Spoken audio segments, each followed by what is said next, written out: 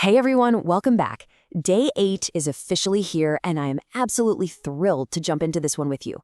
In today's explainer, we're demystifying exploratory data analysis, or EDA, and visualization.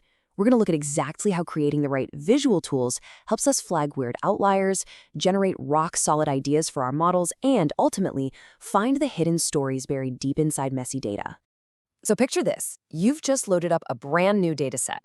You stare at the screen and it's just a massive, endless wall of numbers and text. How do you actually find the hidden story in a million rows of messy data? It's pretty daunting, right? But if you shift your mindset, if you start thinking of yourself as a detective arriving at a completely chaotic crime scene, well, suddenly data exploration becomes this incredibly active, thrilling investigation. Here is our roadmap for today's investigation. 1. The art of exploring data. 2. The visualization toolkit. 3.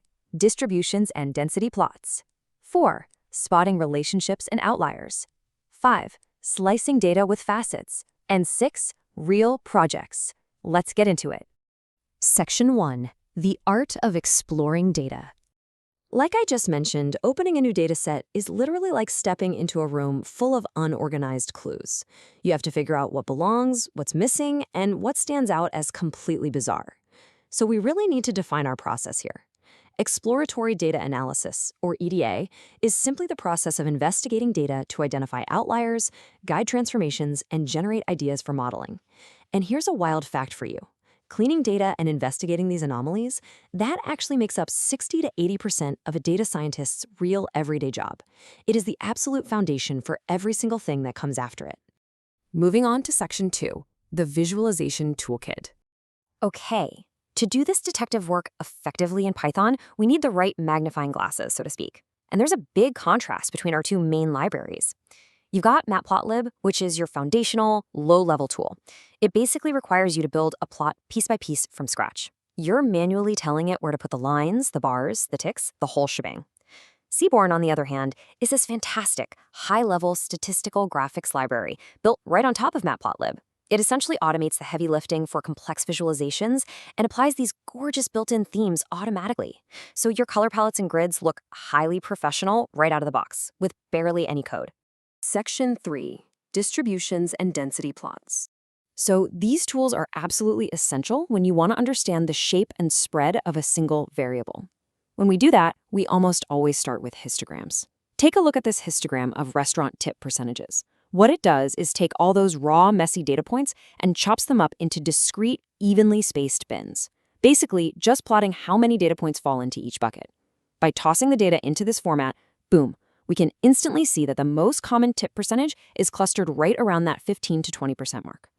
Now, while a histogram is great for showing those rigid, discrete bins, a kernel density estimate, or KDE, takes a much smoother approach.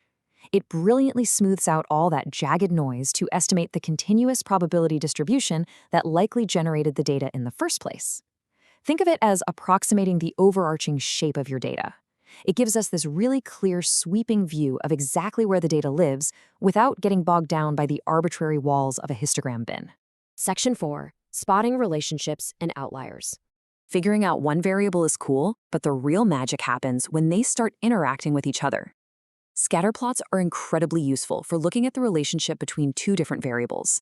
But Seaborn actually takes this a step further with its reshaped method.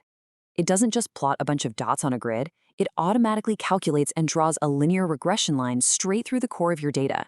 It's an absolutely fantastic, immediate way to spot predictive relationships and directional trends without running a separate model first. But wait a second, what if you have, say, a dozen variables? Looking at them two at a time would literally take forever. Enter Seaborn's pair plot function. It creates this massive scatterplot matrix that lets you simultaneously look at the interactions across an entire group of variables in one fell swoop. And really cleverly, on the diagonal, instead of plotting a variable against itself, which would just be a useless straight line, it drops in those smoothed out density estimates we were just talking about. It is an absolute powerhouse for rapid exploratory work.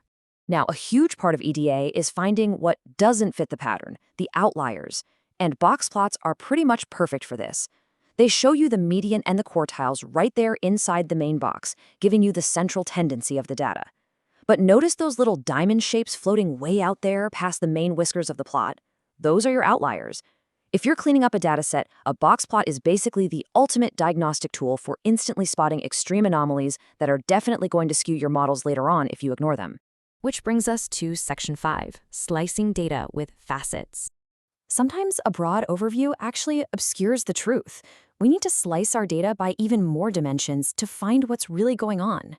When we have extra categorical variables, we often need to split the data to compare subgroups side by side. Think about our tipping dataset, for example. Does tipping behavior fundamentally change if it's lunch versus dinner? Or what if we isolate a specific status effect, like whether the customer is a smoker or a non-smoker? A facet grid is the perfect tool for solving this kind of multidimensional mystery. By firing up Seaborn's factor plots, we can slice that tip percentage data into a really digestible grid of subplots. Suddenly, we have columns separating our non-smokers from smokers, and rows separating dinner from lunch. Visualizing multidimensional data like this allows us to instantly compare overlapping categories. You end up spotting highly nuanced trends that a simple single bar chart would completely bury. It's a total game changer. And finally, Section 6, Real Projects, Real Insights. Let's ground all this theory and see how these exact techniques solve real-world problems. If you're analyzing something like eBay car sales data, you're going to rely heavily on histograms and box plots to flag massive outliers in price and mileage before you even try to build a pricing model.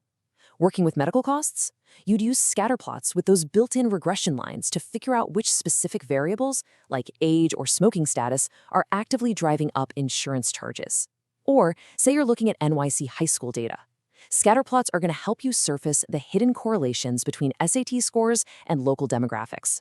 This, right here, this is what real detective work looks like in practice. So the biggest takeaway from our time together today really boils down to this quote: employers highly value data cleaning and EDA because it proves you have rigorous, audit-ready thinking. Honestly, they don't just want to see a shiny algorithm. They want to see what you actually did about the messy outliers, why you made those specific choices, and how clearly you communicated those findings using visuals. Which brings us to our final thought for the day. What hidden story is waiting in your very next dataset? And, more importantly, which visualization from your toolkit are you going to use to uncover it? Will you use a KDE to smooth out a hidden distribution? Or maybe a facet grid to untangle a really complex web of categories? The choice is yours. Grab that visual toolkit and go start your own data investigation. Thank you so much for exploring with me today, and I will catch you in the next Explain.